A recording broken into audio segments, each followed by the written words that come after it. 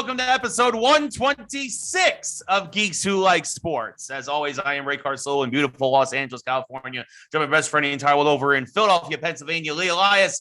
Lee, I just saw you put up some Dunkin'. I actually had Dunkin' earlier today as well, but how are you doing today, my friend? I'm doing good, Ray. I'm going to tell the audience right now, if you're watching this live, the date is October 5th, 2021. We are simulcasting this live while the Yankees are in a wild card game with the Boston Red Sox, making this a social experiment for Ray Carsillo, who I appreciate you being here to do this show live tonight while your Yankees are playing. That may be a blessing. It may be a curse. We'll find out as the game goes on. You will probably hear some live updates throughout this episode, whether it's live or recorded, but you're going to get to live the social psychological experience that is Ray Carsillo on edge during a podcast, trying not to be on edge while the Yankees are in a wild card game against the hated Red Sox. There's an acronym for that, but I don't have it right now. I'm already rocking back and forth, kind of trying to stay calm. We're going top four. Yankees down 3-0 right now. Garrett Cole did not have it tonight. He only went 2 innings. Clay Holmes had to come in to get out of the third, which he did. He has been a great acquisition, but it's going to be fun. We will talk more about the Major League Baseball playoffs, of course, later in the show. We have a great show for you folks. We got NFL and MLB talk again, probably this time. We're about 2 episodes away from talking hockey regularly here, because when we record the next episode, it'll be opening night of the NHL. So we might talk a little bit about it then. But we'll definitely, of course, the week after talk about the first week of the NHL. So now, no NHL. It's NHL, NBA preseason. Star Wars and hockey. It sounds like a good time of year for me. I mean, I don't know. Yes, indeed. And the NBA will be starting soon too. We'll be right back on that. They are also beginning they've just begun their preseason, so they'll start about probably a week or 2 after hockey. That's usually how it goes. First time ever in my life I'm going to a Flyers home opener. Believe that? Wow. Yeah, it's never happened. Congratulations. Yeah, well, someone invited me, so I couldn't say no. Well, yeah, no, for sure. Yeah, definitely. I've never been to any home opener either, actually, for any team. I have been to home openers before, but not for the Flyers, which is where I've been to a Rangers home opener. I've been to a Devils home opener, but not my own team, which is really weird. Huh. And obviously many home openers as a coach and or player. I should say that too. That's fair game. Yeah, I've never been to any home opener for any of my teams. Yankees, Giants, Rangers, Knicks. I've been plenty of games, but never any home openers. Ray, I'll be honest with you. It's just overhyped fans who have hope. Yeah, I miss hope. I used to have hope. Not so much anymore. So anyway. Yes. Anyway, we also got a big geek section for you as we'll get started. We're going to be talking many saints of Newark, Shang Chi. We're going to have a little bit of video game news, but we're kicking things off again with What If. And this, we talked about this on our Stream Lounge broadcast every Friday, our weekly watch along with on streamlounge.io. We talked about this when we did the watch along on Friday, that the series was starting to veer off for us. We were kind of starting to get sick of it. And then finally here, as we go to the 2-part season finale, I'll say season. I have no idea if the series finale, season finale. They really sucked us back in.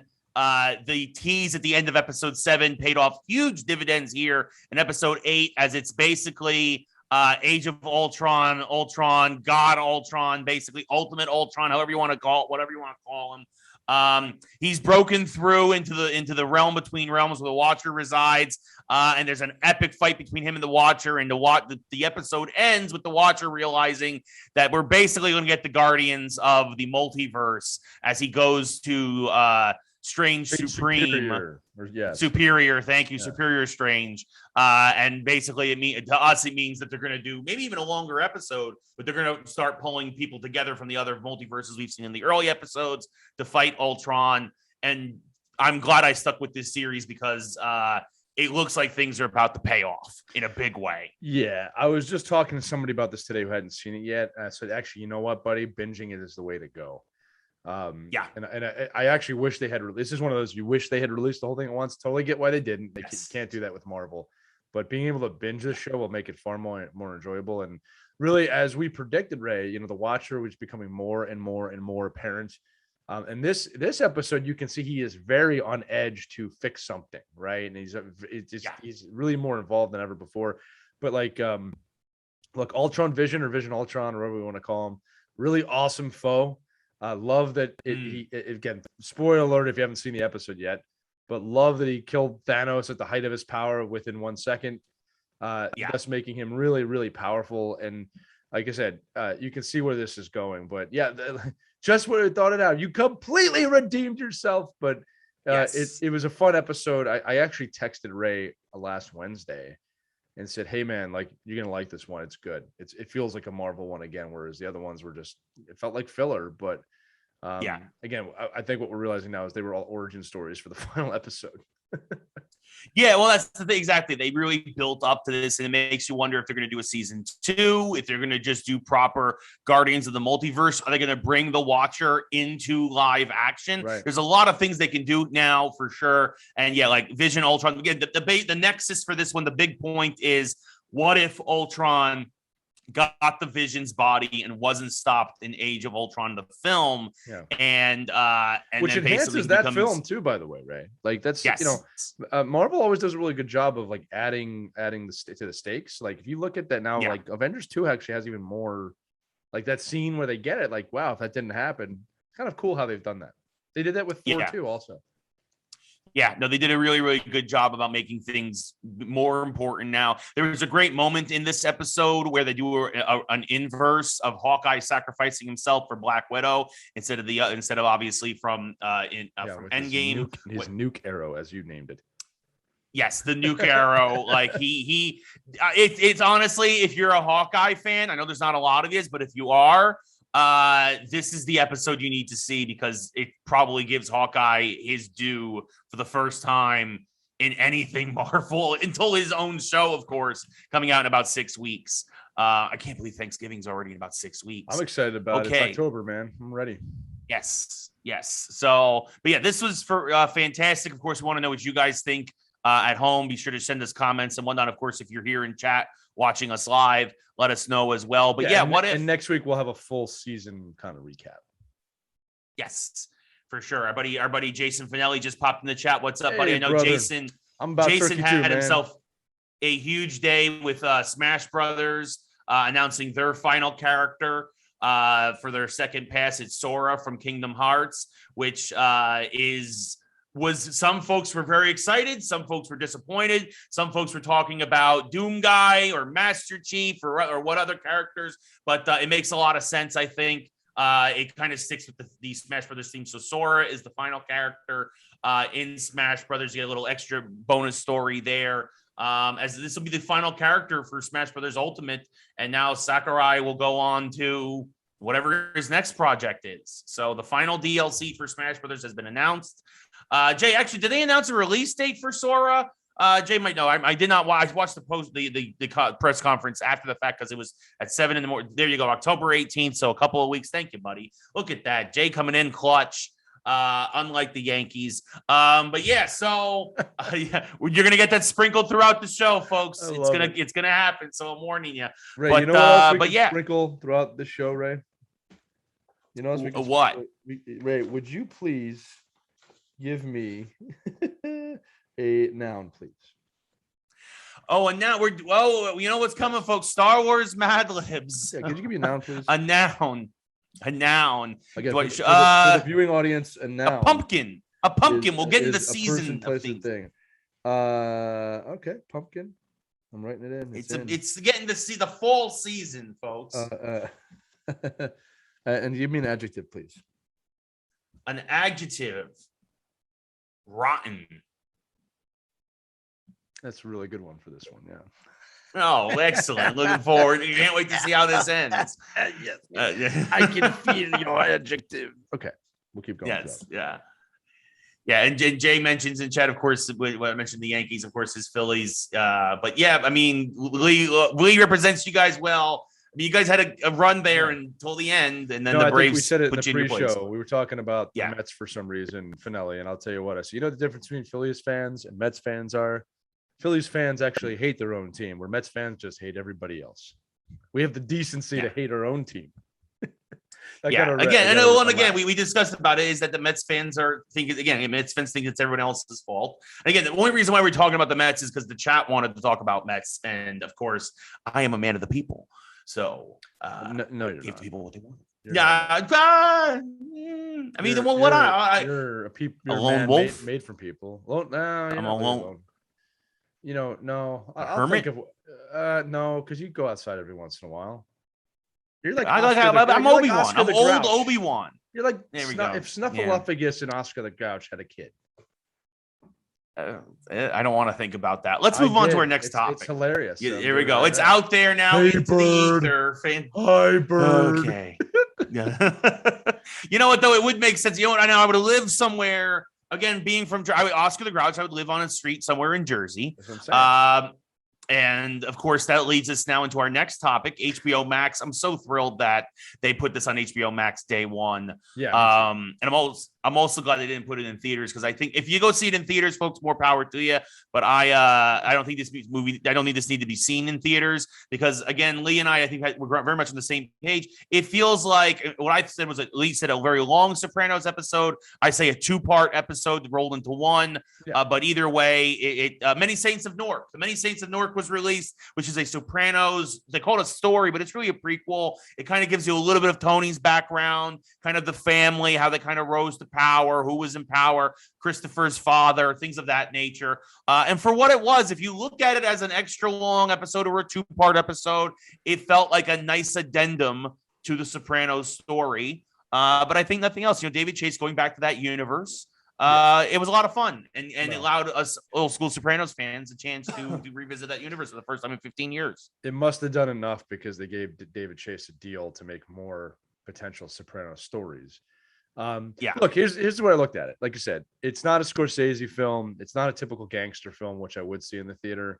It had a similar feel, but of the Sopranos level, right? So as a TV show, the Sopranos shows some episodes really reach that kind of stratosphere, but as a whole, it had its place, and this film fits within that place. I mean, I don't have too many criticisms about it. I enjoyed it. Like, it kept my attention the whole time.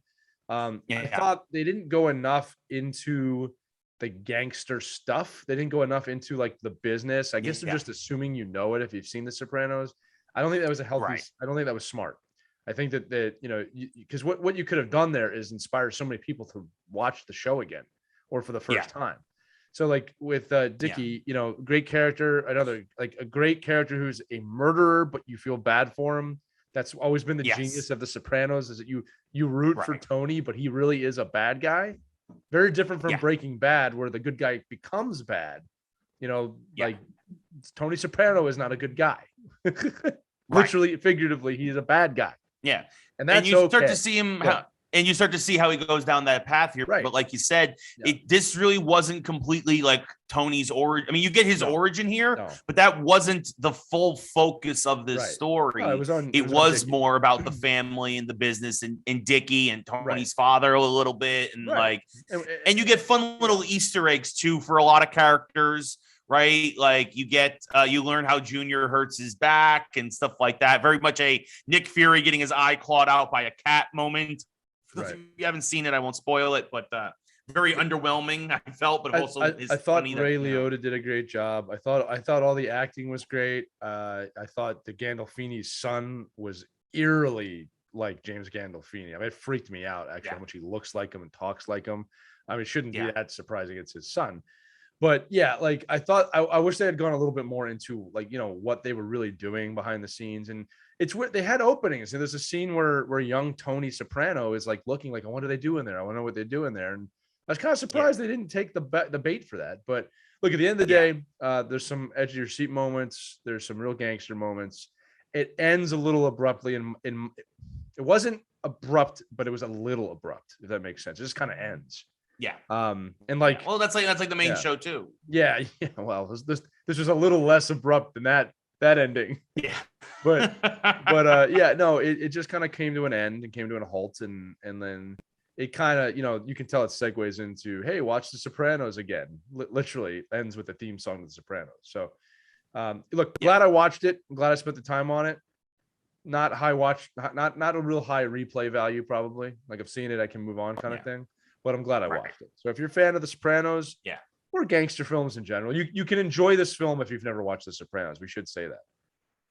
You won't enjoy it as that is much, true. It is, but you will enjoy it. I think if you're a fan of Sopranos, you get much more value out of this than if you're somebody coming in cold. So I will say that. I mean, and then again, don't stop. Dun. Your feed. Ray turned his camera off, and now he's back. I know he did. I was gonna say if you're here in chat, you got a little fun little thing there. Of course, if you're listening afterwards, Ray, something's wrong with my TV. You don't know the way The Sopranos ended. Literally every person in America stopped and checked their television set to make sure it was still working. It was actually one of the most brilliant endings, whether you loved it or hate it, of all time. I have my theories on the end. We'll do it another time. But David Chase actually in an interview he let slip, and now it's official that Tony dies. Well, somebody shoots Tony. That's what it is. Somebody killed James Gandolfini is no longer with us. But look, what I loved about the ending of that show, real quick, there's two things. Yes, I believe Tony is dead. He does get shot. What I loved is that and no one talks about this. The real brilliance of the end of that show is the viewer gets killed. The viewer gets whacked. Yeah. You can't watch anymore, right? Yeah. You want it, but you can't have it. I have successfully privatized world peace. That's another movie. But my point is that that's what it's, you get killed as the viewer. I thought that was pretty brilliant, but people are weird like that. Ray, I need a noun that's the name of a person, place, or thing. A noun. A noun. Again, we're talking Sopranos, so Tony Soprano. Is that a noun? It's a person. I'll use Soprano. That works. Okay. All right. Excellent work. Anyway, Many Saints in Newark. Check it out. Definitely worth a watch if you like that genre of film. It is a must watch if you ever watch The Sopranos. I'll say that too. Yeah, for sure. Speaking of films and genres of films, and going back to Marvel a bit, I went back to the movie theater for the first time in a year and a half since Sonic the Hedgehog. No, I'm fine. Since February of 2020. If I went back to the theater, since I saw Sonic in February of 2020, right before the pandemic, I went back to the theater. I saw Shang Chi and the 10 Rings, the Legend of the 10 Rings.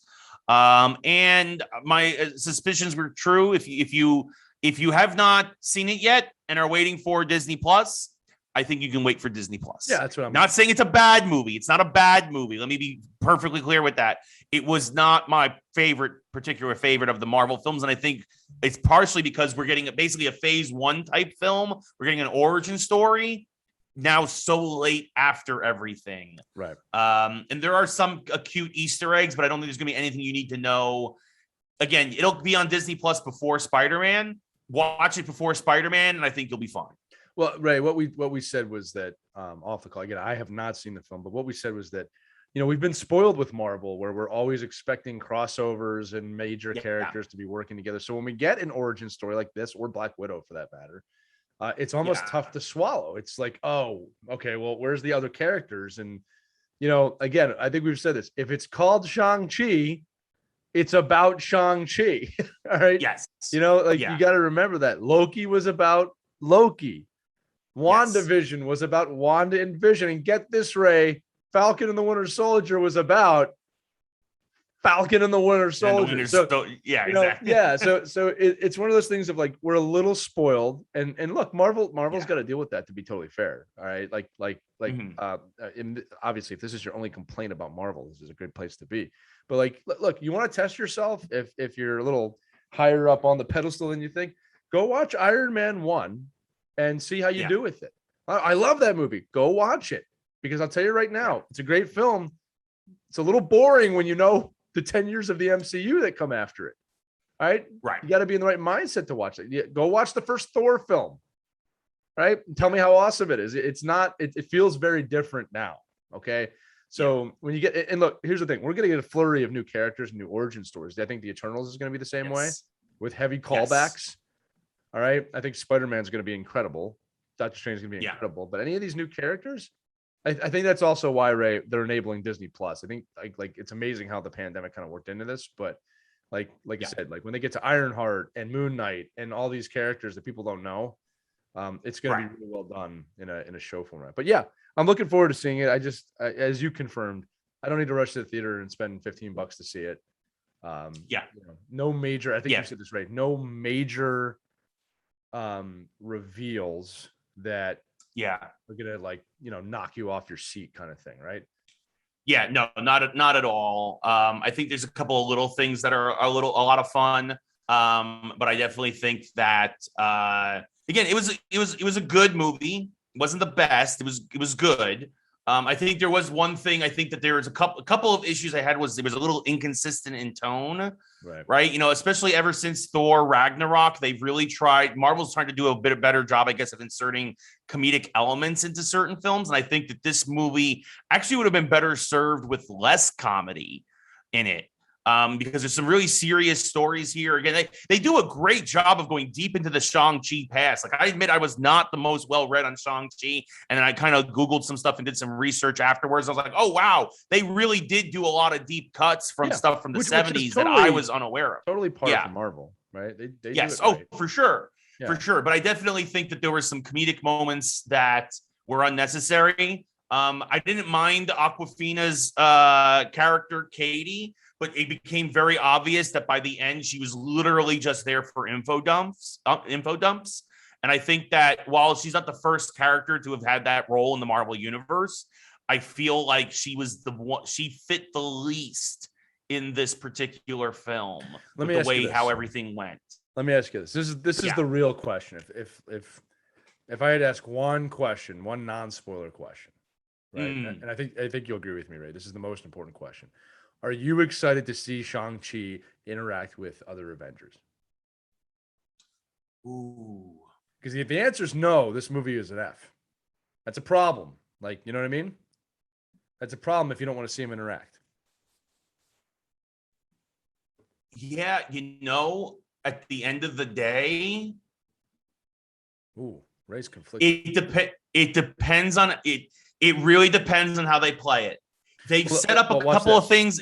They've set a couple of things up at the end that could pay off beautifully or not. Well, I'm going to take that as a yes then. All right. Like here's the thing. Yeah. Let's watch it because this is important, right? Watch this kind of rapid fire round, Ray. Because and again, I'm not trying to put you on the hot seat, but like follow these characters. This is a yes or no. Yes, you're excited to see them in the MCU with other Avengers, or no. Right? Ready? White Vision. Yes. Yes, me too. Okay. Sylvie.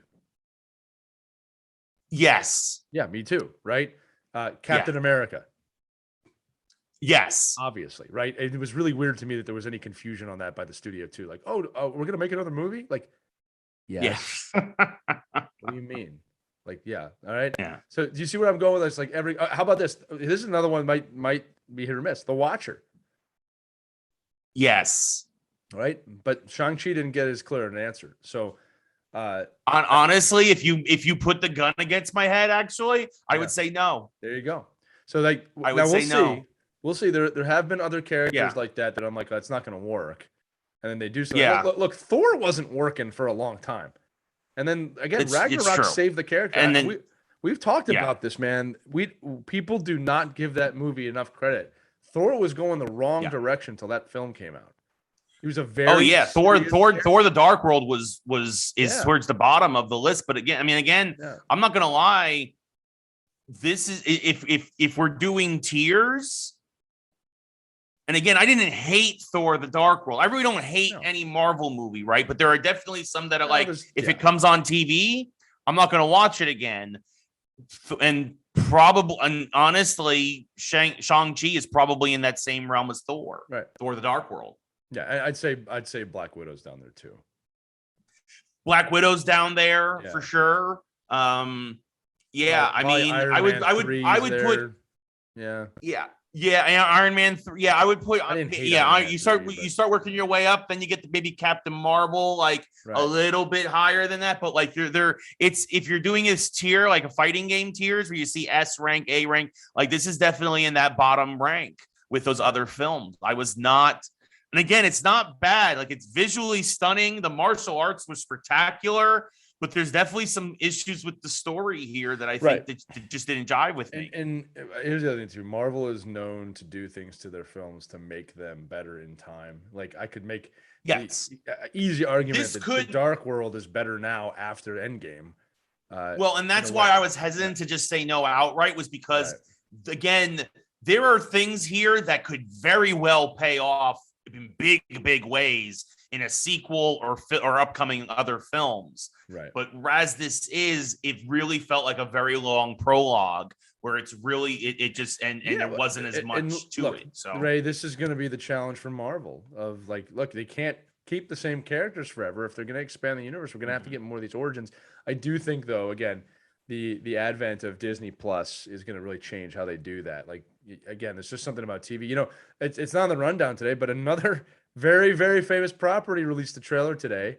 And it should have been much louder, but Game of Thrones released their prequel trilogy today, and no one seemed to notice. I had no idea. House of the Dragon. I had no idea. Now, what I think, honestly, somebody asked me that today. Like, what do you think the fans are going to go away from that show? I said, honestly, I think they probably learned from their mistakes that show is probably actually going to be very good.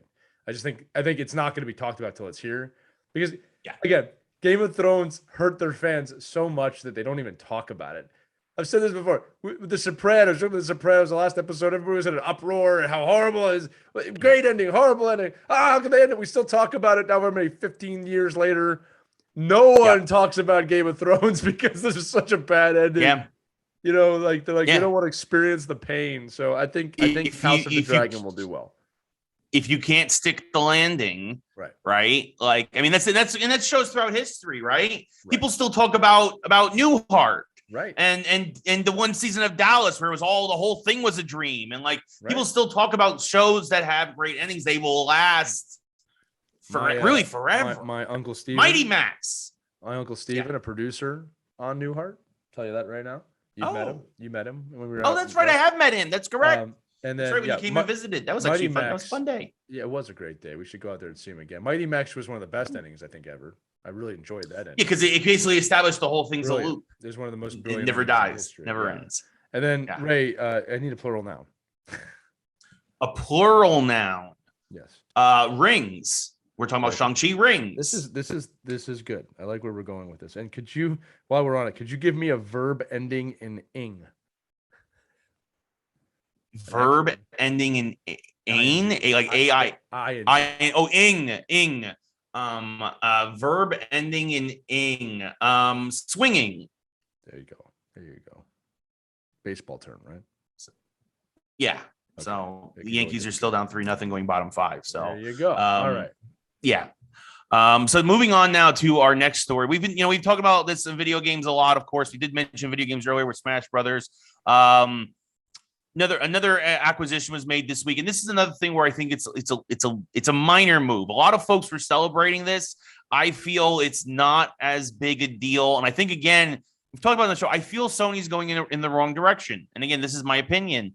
Sony acquired Bluepoint Studios or Bluepoint. They're called Bluepoint. For those of you know, they are specialized in remakes. They did Dark Souls a couple of years ago. Like these guys, they're very good at remakes.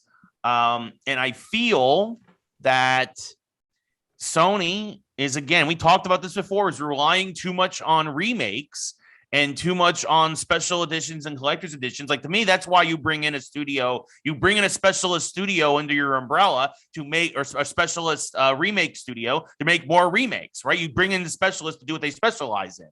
A lot of folks were celebrating this. Again, Bluepoint does a great job with what they do. They are great at what they do. But I think in the whole grand scheme of things, to me, this doesn't move the needle whatsoever. This is not Microsoft acquiring a slew of indies from Team Ninja to Bethesda. Yeah, I mean, of course, the high end, of course, is Bethesda, right? Doing that. I don't. Listen, not to constantly bash Sony, but it's a nice move, but it's not the biggest deal. I deal with this, Ray. I can't tell if Sony's doing one of two things. All right. They're either they're really, really smart and they're niching themselves out and they're cornering themselves on purpose so they can kind of own that side of the market, or they're delusional and they really don't know what they're doing. I can't tell. Like I said, because they're the Mets. Well, yeah. Look, as a business Sorry. person, it's like, okay, if you do remakes better than anyone, then yeah, own the space because there's a lot of money in that. And if you do these 5 games better than anybody, okay, own the space. There's a lot of money in that, especially if you can't maintain your console. But at the same time, I'm also like, is that what they're doing? Or is this like the yellow pages where they're like, no, everything's fine. People still use the yellow pages. Everything's fine, ladies and gentlemen. I'm fine. How are you? Like, that's kind of what I feel like. You know what I mean? But we'll find out in time. Yeah, I mean, this isn't as big a deal as like when they acquired Insomniac, right? Of course, Insomniac, Ratchet and Clank, obviously the Spider-Man games they're doing for Marvel, and now a Wolverine game. But like, yeah, this is a lot of folks. As Jason just put in chat perfectly, it's hubris. It's hubris on their part. And a lot of fans out there. Again, it feels like there's nothing wrong with being a fan of Sony, but again, keep in perspective. Right. The magnitude of these moves. This was not a game changer. It is what it is, right? As we said, it is what it is. So we'll see how it pays off in the long run. I would love to get Finelli, who's listening to this. Jason Finelli is a great friend of ours. He's been on our podcast before. Make sure you follow him. He is at the top of his industry.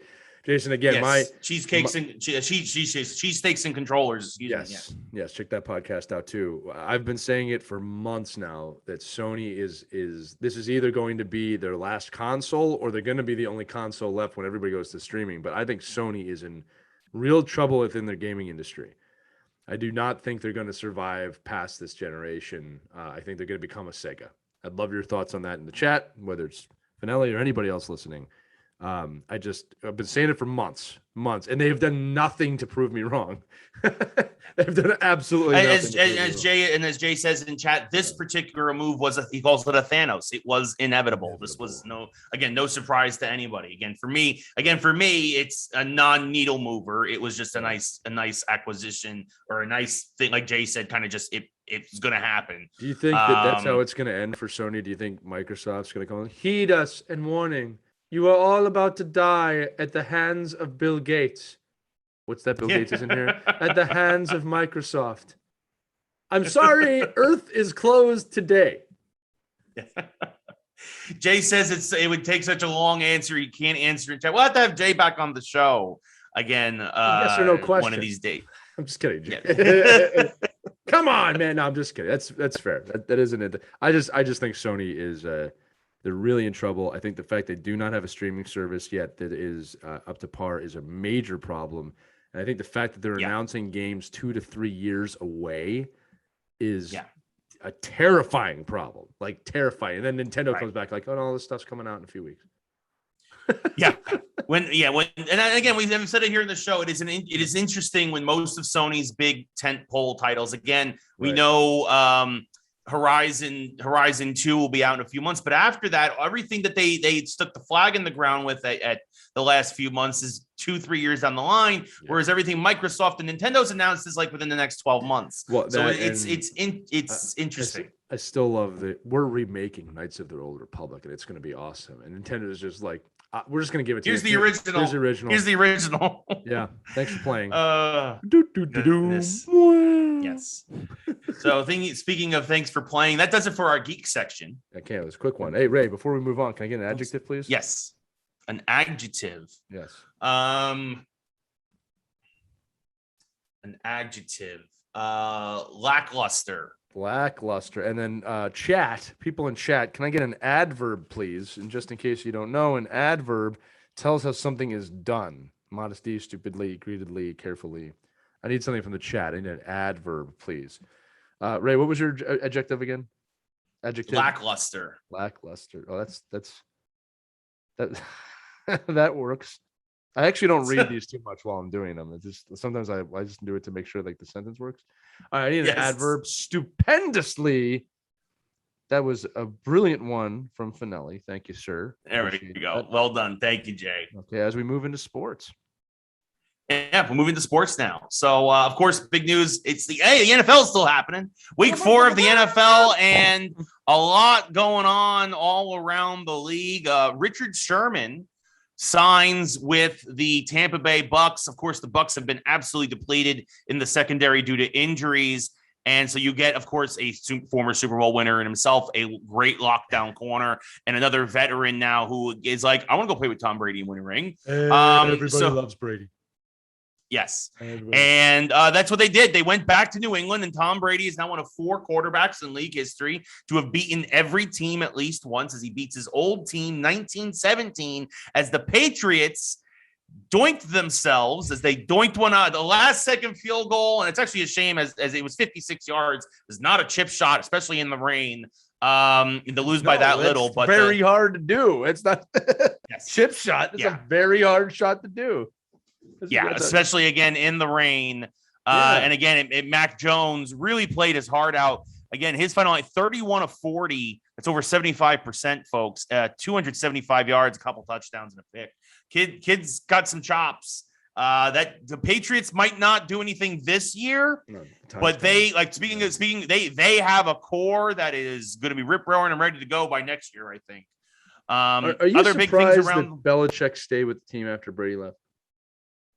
Now, a couple of years later, I mean, a little bit, a little bit, but I think he knows he's synonymous with that team. I think now he wants to try to win. He wants to prove that it was much like Brady proved it wasn't just them together. Right. He has that chip on his shoulder now where he wants to prove that he can win without Brady. Well, I'll tell you this too. That I give I'm enjoying Tom Brady right now, but I give him credit. He came out afterwards or before, and he kind of talked about that Belichick Brady relationship and kind of confirmed what I think I've said is that he goes, nothing I see in the press is 100% right. He goes, none of it really reflects how he feels about him. They work together. They have a very healthy respect for each other. To my knowledge, Belichick and Brady met after the game. Like Belichick reached out to him like days before the game. Supposedly they talked they hung out for like a half hour or something. And I don't know why that's such a surprise to people. It just goes to show you how desperate the press is to create drama where there is none. Again, I'm not transitioning. Got to talk about something in the off season. Yeah, we saw that in the NHL this past week. And the thing is, we're in the season. It just kills me sometimes when I see that. We can't just let things be. And I understand why. I'm not trying to be naive about it myself, but I just love that he confirmed that. You guys are never right about this stuff. I love that. You're trying to make crap up. It was a good game. We got W. Moving on, and I don't know if you saw them after the game, right? They're just like, hey, good game. That's it. They moved on with their lives. That's what they're supposed to do. Yeah.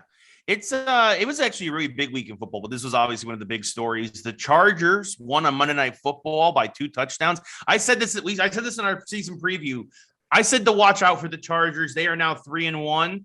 They were almost 4-0. They only lost by a field goal to Dallas. We both said that team is well coached and things can happen. And Herbert, you see that year 1 to year 2, he has made a big jump, and that's a good defense there. Watch out for the Chargers and going across town, or actually cross stadium, I guess. The Rams, and I said this too. I said this last week.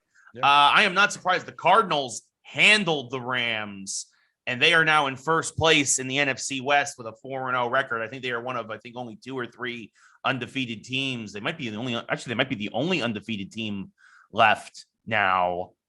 Looking at the schedule, I think they are the last undefeated team is the Arizona Cardinals. Again, speaking of a guy making a big jump from year to year, Kyler Murray gets better and better. And we talked about this when JJ Watt went there. He saw something in that team that he felt he could be the thing that put them over the top. Well, now they're 4-0, and they put up 37 points against supposedly the best defense in football. That says something to me. And Matthew Stafford didn't play a bad game, but he played a Matthew Stafford game, and they only put up 20 points there in against the. And again, that was in Arizona. Actually, now that I think about it, but still, Cardinals are gonna be a tough out in the NFC. I think. Other news. Yeah, 100. I'd say 100%. I mean, they're the real deal at this point. Like it happens. We have seen teams start like this and then completely fade off. I just don't think that's going to happen. Oh, for sure. I don't think that's going to happen either. Let's see. The Ravens knocked off the Broncos. The Browns held on against the Vikings in an old school game, 14-7. And for everybody who says, "Oh, the Browns are going to go all the way this year," there's also a team called the Buffalo Bills that won 40-0 in the AFC. So there's a long way to go, I think, before you suddenly crown Cleveland champion of the AFC. Yankees on the board, by the way, it's 3-1. But it's how about the Buffalo Bills? Who's actually, are the Bills undefeated? No, they're 3-1 also. But yeah, so that's what I thought. But yeah, I think they lost week 1, didn't they? I think that's what it. Yeah, I think them too. A lot of teams from last year you saw had a sluggish start. The Packers are now 3-1 after getting blown out by New Orleans.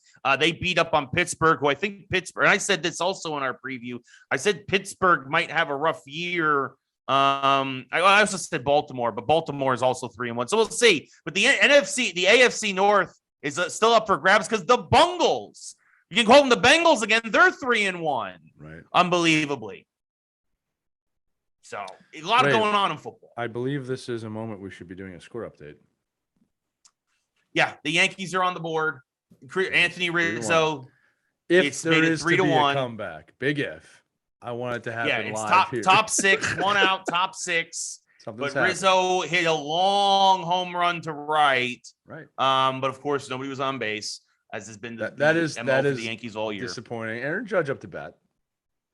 Judge up the bat, but yeah, but this is the problem with the Yankees. The Yankees are tied for 3rd in the league in home runs, and yet their offense is ranked 21st in baseball. I want you to think about that. Things are happening, Ray. I don't want to jinx it. Ray, give me an adjective. And Dark Stroke. Remember, I'm behind, so please don't spoil things in chat. Give me an adjective. Yeah, Dark Stroke, don't do that. Adjective. Hopeful. That's not an adjective. That's an adjective. Yeah. That works, Ray. That works. That is an adjective. Yeah. We're about 70% through this thing. We're almost there. Cool. It's perfect. And now, of course, we can now talk about our teams in the NFL. There's only 2 teams now that are winless: the Lions and the Jaguars. You'll notice how I didn't say the Jets, who miraculously won in overtime because of a missed field goal. I'm glad they won just because I didn't want to see them be 0-3-1. I hate ties in the NFL. I still can't believe that rule hasn't been changed. Lee, your Eagles, though. I mean, we talk about the Chiefs. Man, the Chiefs offense, if they ever find a defense, the Chiefs are going to be dangerous. That offense is something special. Yeah, look, this is what I'm going to say about the Eagles Kansas City game. And like, I'm very realistic with the Eagles that they're on the upswing, but they're not a top team right now, but they're going the right direction. We hung in there with one of the best teams in the NFL for about a half a game before we started making some pretty terrible decision-making and plays. But like, as an Eagles fan that's realistic about his team, how am I not supposed to be somewhat positive that, hey, look, there were some good things done, there were some bad things done, but we competed in that game for a good period of the game. We competed with the best. It's not good enough. It's not a playoff quality team right now, but Jalen Hurts is very young and the team is still growing. I will also note we had 1 offensive lineman in the game that's a starter. Yeah. Right. I think that if we're, we can't overlook that on any team, even Jacksonville, anybody, your whole offensive line's out, you're not winning the game. All right. So no, that's true. I mean, that's something we've talked about. We talk about endlessly here on the show is that the offensive line is probably the most important thing, which is why it's always mind-boggling that the Giants haven't drafted a good offensive lineman in years. That's because the Giants management's horrible. But again, look, do I want to see the Eagles win every week? Absolutely. Am I getting frustrated that they're not? Only if they don't compete. And I feel like we've been competing in every game except that Dallas game where we just got our butts handed to us. All right. But look, Kansas City's a great team, probably going to be in the Super Bowl again this year. You know what I mean? So just, maybe not the way they're going, but I'm going to say the AFC, the top of the AFC is super stacked right now. The South is a terrible division that's up for grabs, but the Ravens are looking better. The Browns are still good. The Bills are still good. And again, the Chargers and even I'm curious to see if the Raiders can keep this up. I think the Raiders are going to probably have their midseason swoon and fall apart again, but we'll see what happens there. And the Broncos are playing. Their defense is being carried right now. I think Finelli sums this up in our chat pretty well. He says the Eagles are an overachieving rebuilding team. And look, you know what? I'll take an overachieving rebuilding team. That's good for the future. Yeah. Yeah, no, for sure. It is going to be interesting for sure.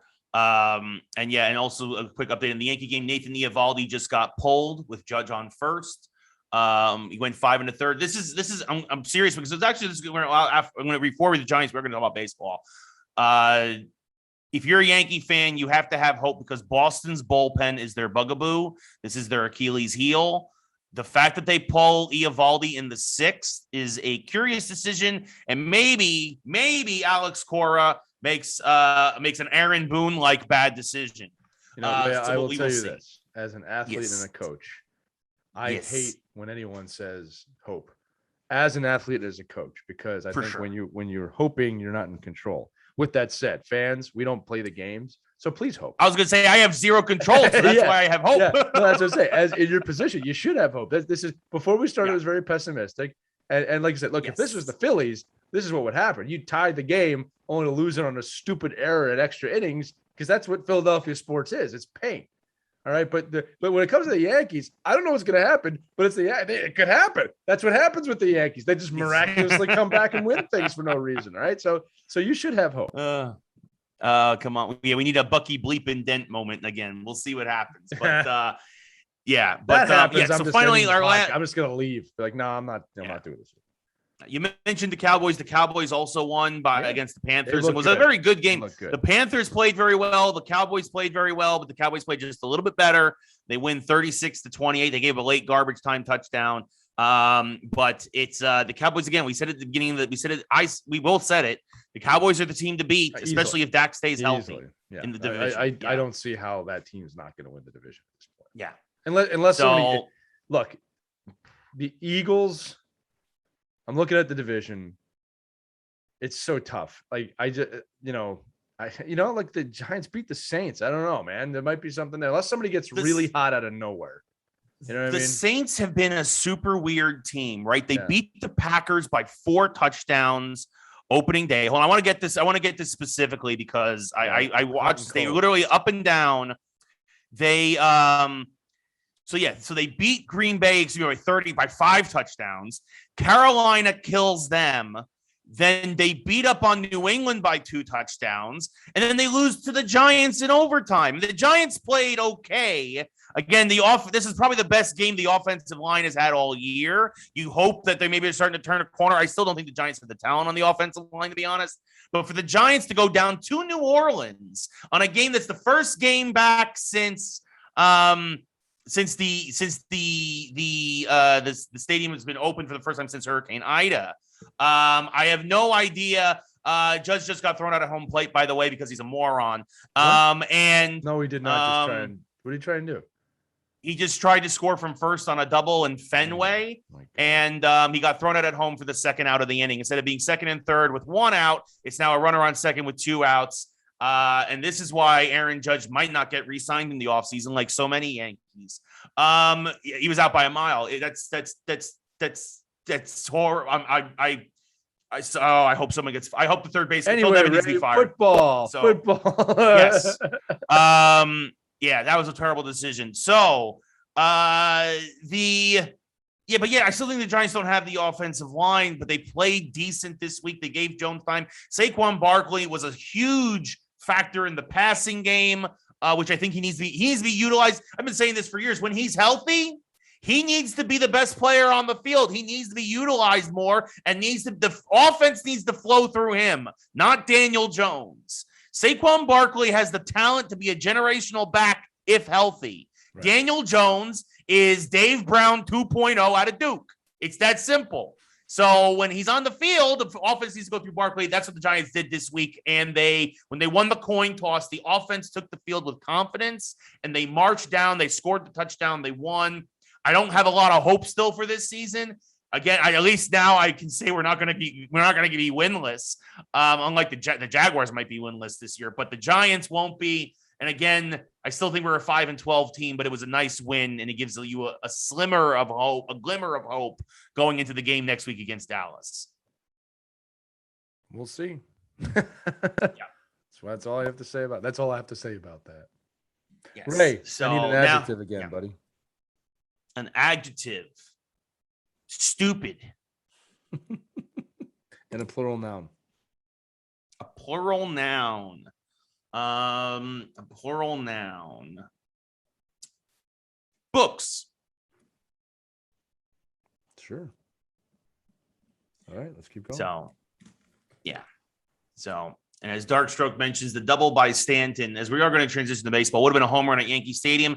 Again, I said this at the beginning of our pre-show here on the podcast here on Twitch.tv/Ray Carcillo. Of course, if the Yankees didn't get their business taken care of against Tampa Bay, this would have been a very different game at Yankee Stadium. As is, yeah, they're at Fenway. That's the thing. You don't go to Yankee. Anyway. So here we go. Baseball playoffs are underway. Through you.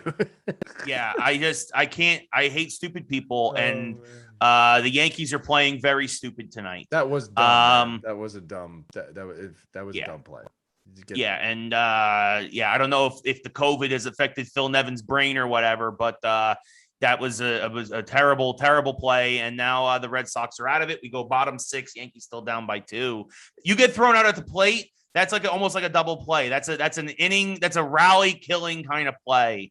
And it's just it's a mistake. But yeah, the playoffs are on. I think that at this point the World Series is probably Tampa Bay versus whoever wins the Dodgers-Giants series. I really think that's a flip of the coin. Both the Dodgers and the Giants won over 100 games. The Giants held on to win the division, so the Dodgers have to host the Cardinals. Not to say the Cardinals can't pull off a one-game upset, which is, again, why I personally hate the one-game playoff here for the wild card. I think it's stupid. I think that it's baseball desperately trying to grab ratings because of how popular, when the rare occurrence of game 163 happens, that then they have shoehorned it down our throats. And a team, much like the Yankees and Red Sox, now there would have been a one-game playoff anyway because the Yankees and Red Sox finished the season tied. But in the case of the Dodgers and Cardinals, you have a team that has 15 more wins than the second place wild card team, having to play a one-game playoff, and you never know what's going to happen now. And then you go on to play a 5 and 7 game series. The wild card, if you're going to do this, should be a 3-game series. The better team should advance, and in one game, you don't necessarily let that happen. And I think honestly, when baseball goes on strike this offseason, and it's going to happen, folks. There is not going to be a collective bargaining agreement come April. The current collective bargaining agreement expires in December. I think it's December the 1st. It's somewhere in December. I don't think they're going to come to an agreement whatsoever, and I think baseball's in a lot of trouble for a multitude of reasons. So enjoy your World Series, folks, because there might not be one again next year. Thus, the circle will be complete in my takedown of that sport, and hopefully the lockout, or if that happens, or a stoppage, is exactly what they need to get back on track. Yeah, they have to hit the reset button. Worked for hockey. Worked really well for hockey. The only problem is that I trust Bettman more than I trust Manfred. Think about that statement, because yeah, well, I think I would hope that Manfred wouldn't be there, to be honest with you. Yeah, well, I mean that's we'll see what happens. Lee, do you have any predictions for the World Series whatsoever? Do you have any thoughts about the playoffs as they're getting underway here? And I'm slowly giving myself agita with the Yankees on in the background. I think you're spot on, man. I think Tampa Bay is the team to beat, obviously, and then you said, the Dodgers and the Giants. I mean, that's who. If I was watching baseball this year, that's who I'd want to see in the World Series. Like, I like Cinderella stories. I do. Like, I like when a team comes from the wild card and goes all the way, but not this year. Like, you've had some really dominant performances. And I just kind of like to see the best two teams sort of change. And like, again, the David versus Goliath storyline is great some years, but I'm not in the mood this year, to be perfectly honest with you. For sure. Yeah, the only 100-win team in the American League was Tampa Bay. They finished 162. They deserve their first World Series. Let's just be completely honest about it. I mean, it's going to be interesting. I think it's going to be, again, I wouldn't be surprised if it's a rematch of the COVID season where it's Dodgers versus Rays. Yeah, I could see that. I wouldn't be surprised. And I still think the Dodgers, even though they won't have Kershaw in the playoffs, I still think the Dodgers are I think both the Dodgers and Giants are better than Tampa Bay. But it's going to be interesting to see what happens. I think the winner comes from the National League. So. Like you said, especially when you get to the World Series, you never know. You just don't know. Yeah. No, for sure. I'll say this as well. I think the White Sox can beat Houston. The White Sox could upset Tampa Bay in the American League Championship Series. I think the White Sox are built enough to also win the American League, but it's one of those two teams. It's the 1 or the 2 seed from the American League. I hope that the Astros never win a playoff game again. I agree. I hope the White Sox sweep them and just put them out of their misery, and then basically Houston will continue to fall apart because Correa is going to probably leave in free agency. You're going to see that team's core continue to come undone, and then the Astros will probably go back into mediocrity, which is where they belong. How about a noun, buddy? A noun. Oh, look at the bling on Severino. Necklace. How about that one? And I'll give you, this is going to be a fun one. It says name of someone in the room. Lee. No. I think we need to use Finelli. Oh, you got to use Finelli. Yeah, we'll use Jason. Here we go. Finelli. There we go. All right. We've got 2 more to go. Are we on the mashup yet?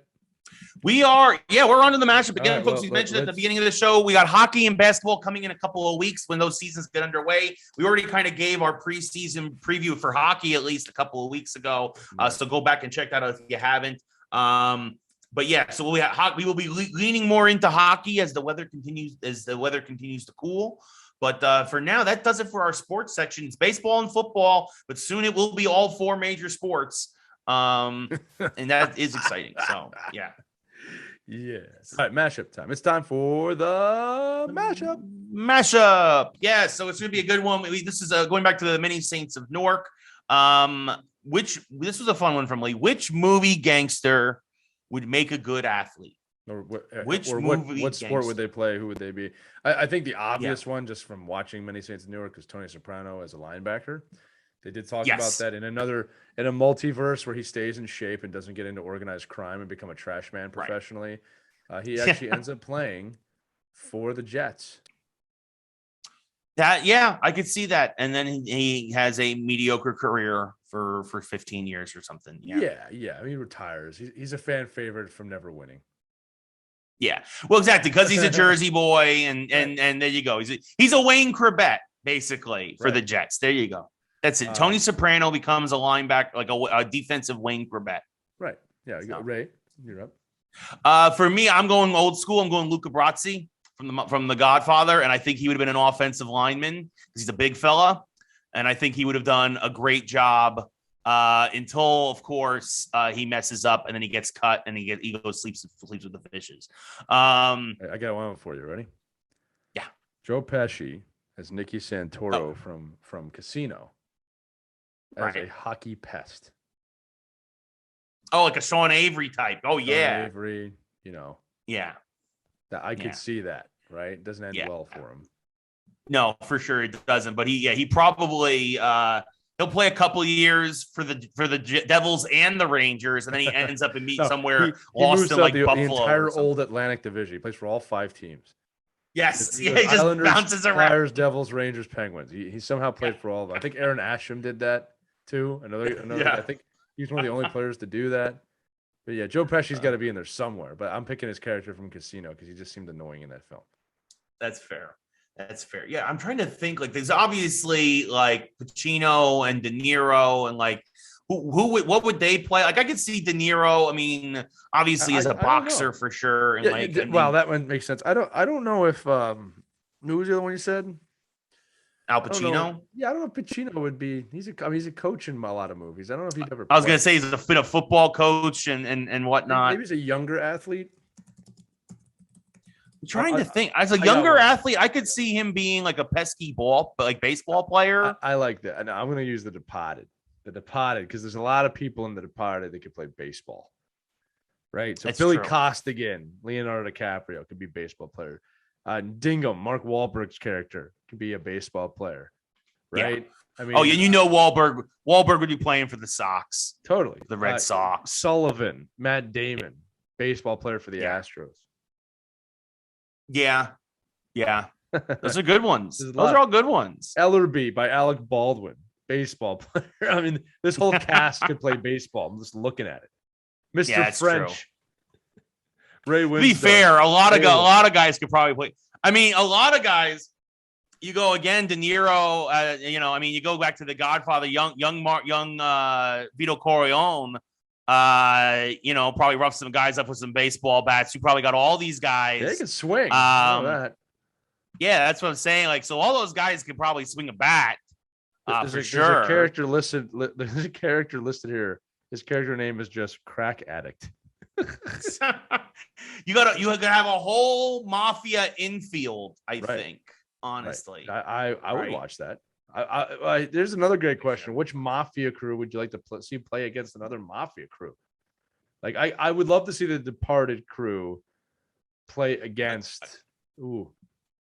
I'd say the Corleones. I was gonna say the Goodfellas crew, but the Corleones. That's a good one too. Ray Liotta. Ray Liotta was a baseball player. This is before Sonny gets killed at the toll booth and all the other stuff. Like, right. I think he could. Yeah. So I think. Ray Liotta could be Shoeless Joe Jackson. Wait. Womp womp. Get it? Fades out of the cornfields. Oh my God. Yeah. The MLB is so smart. That's the best thing they did this year was to enable a fictional baseball film. Way to go, baseball.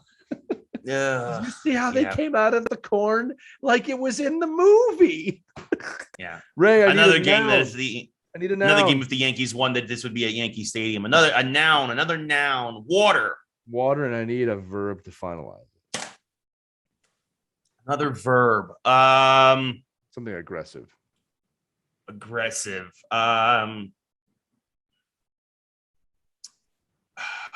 Something aggressive. Help me out, chat. Help me out. Chat, we need aggressive verb. And again, a verb for those of you, it's an action word, but run, pitch, jump, past tense, ran, pitch, jumped. I need a run, pitch, jump, like something aggressively verbiage. Let's go. Punched. I can work with that. Okay. Are you ready for this? Yes. Here it is. Our Star Wars. Our latest Star Wars Mad Lib by popular demand. Yes. One person asked for it, and we're doing it again. Here it is. Yes. Popular demand. Mad Libs. The Power of the Dark Side by Emperor Palpatine. That's the name of this letter. Are you ready? Ray. Yep. I'm going to try and read this. As Pumpkin Sidious, Sith Lord, and rotten leader of the Galactic Empire, I know firsthand how powerful the dark side of the Force is. By the way, they shouldn't have put that in there because we all know his first name. Yeah. Okay. If you become a Sith, a soprano who uses the dark side of the Force, you'll have all the powers of the Jedi and more.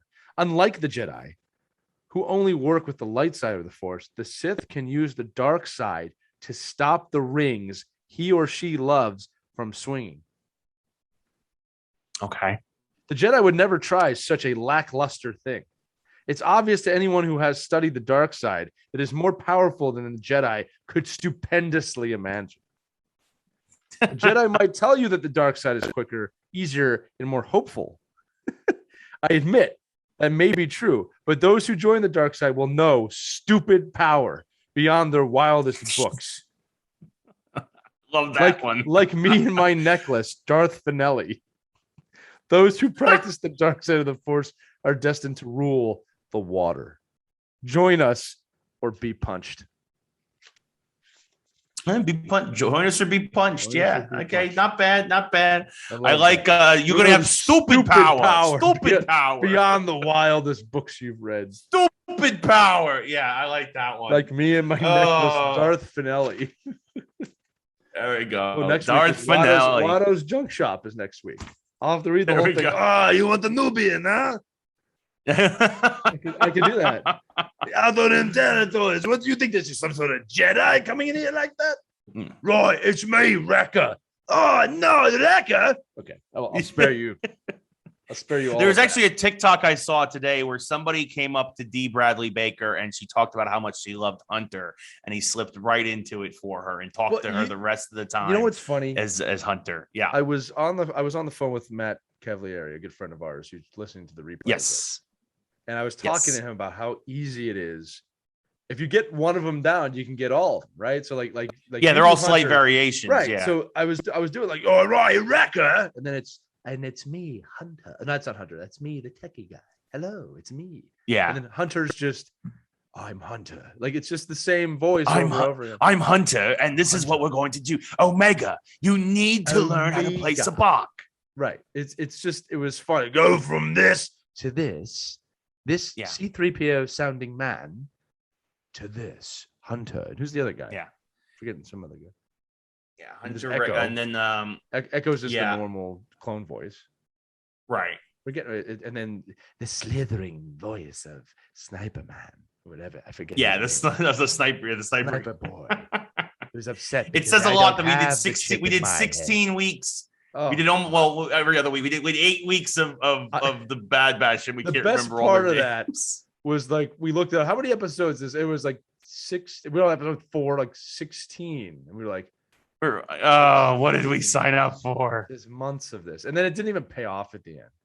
It was good. No. It was a good show. It just didn't pay off at all. Omega. Yeah. Anyway, Ray, great show. This was a fun one. Yes, for sure. Speaking of not paying off, Yankees down now 4-1. You want to win the playoffs, huh? What, you think it's some sort of Yankees thinking you can win? I'm going to go get only money. It's Tuesday as we're recording, so I'm going to go make some tacos. This was a quick episode. Tuesday. It's Taco Tuesday, exactly. So, but this was a good one. This was fun. This was a lot of fun. Despite I only had one near meltdown from the Yankees while doing this, which was good. There's still a few innings left, to be fair. Yeah, no, they'll get worse as time goes on. But again, thankfully, this was a shorter episode. I'm sure Caitlin, our producer, also appreciates this was a shorter episode. Yeah, she might edit this tonight, knowing her. Bang! Look at that. Yeah. So fantastic. I think next. And check us out, streamlaunch.io. We got one more watch along with What If. When you're listening to this, our final watch along and full season review will be on next Wednesday at 8 p.m. Eastern, 5 p.m. Pacific, the final episode of What If. Also, our biggest break from Stream Lounge for a while is we probably will not be back on the air until Book of Boba Fett.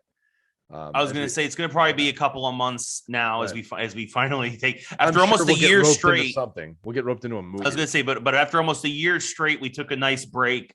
Yeah. I did baseball for a few weeks. For those of you who stopped by for the baseball games, I really appreciate it. Yes, Liam. Yes. I know also, especially this past week, as I appreciate a lot of you you understood my facetiousness as my anger at the Yankees as they lost 12-2 that game. I actually felt bad for you. Yeah. Thankfully, they let me off the hook, and I said, "What?" I declared a 10-run mercy rule on Stream Lounge, and I went to the beach. Smart. That's the smartest thing you did. Well, look, we'll wrap this one up. If you're live in chat, listen to our post show. If you're listening to the recording of this, make sure that you continue to listen. We really appreciate you. Again, geekslikesport.com. You can find all of our episodes. Invite some friends over. Right, building the show. 126 episodes, incredible. We're almost at a full MLB season. Yeah, a few more to go. And thanks so much. And we will see you next week. Ray, close her out. Yes, for Lee, I am Ray, and this has been episode 126 of Geeks Who Like Sports. We'll see you all next week. Good night, everybody.